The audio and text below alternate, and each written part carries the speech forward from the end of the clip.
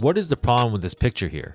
This wide triangle was a constant throughout Chelsea's first half in the Conference League final and led to them losing to Betis 1-0 at halftime. Let's take a look at how Maresca was able to make the correct adjustments at the decisive moments to secure every European trophy for Chelsea. Chelsea's base shape was a 4-1-4-1, with Gusto inverting centrally to form a 3-2-5 structure and build-up. At times, Gusto would push far forward, as Maresca tried to create overloads on the right, but this only caused more congestion. Gusto's forward runs simply attracted more defenders, and he doesn't offer enough quality in the final third to punish Betis as the extra man.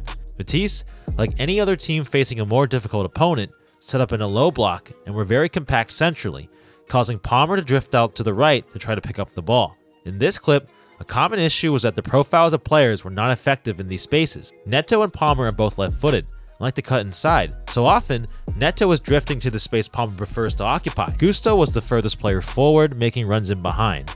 And then at the base of the wide triangle was Cole Palmer, Chelsea's most dangerous attacking player, who ideally you would want operating closer to the box. This was a constant issue throughout the first half, as Chelsea never penetrated the wide right flank. Neto, Palmer, and Gusto were constantly running into each other's spaces and creating more congestion. Because Palmer and Neto both wanted to cut inside, Betis were essentially able to vacate the right flank entirely and not worry about that territory. They could instead load up numbers centrally and surround Palmer, since Neto never threatened that wide space. What Maresca did extremely well was keying in on these issues and making the changes at the right time. Gusto was a major problem in the first half, and he was yanked at halftime for the experienced Reece James. Gusto was ineffective going forward and responsible for multiple turnovers that led to the Betis goal. At the 60-minute mark, Maresca and his staff likely confirmed that Betis were still defending the same way and instantly brought on Sancho, moving Madueke out to the right. Reece James was asked to be more defensive and hold his position, and even though this was a more conservative role compared to Gusto, it actually opened up far more space for Palmer to penetrate. Madueke immediately offered more of a direct threat down the right wing. The Betis outside back now had to pull out wider to prevent that penetration into that space. With James holding a deeper position and not pushing forward, Palmer finally had room to operate. Moments after this substitution,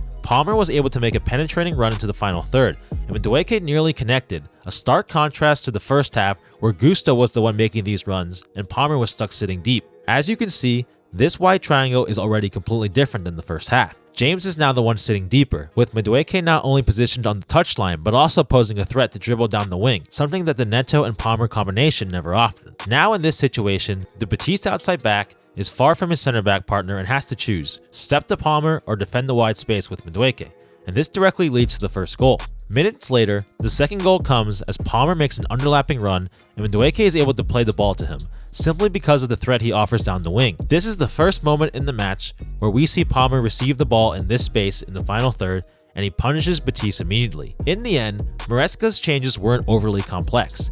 It came down to understanding who your best player is and putting him in a position to be successful.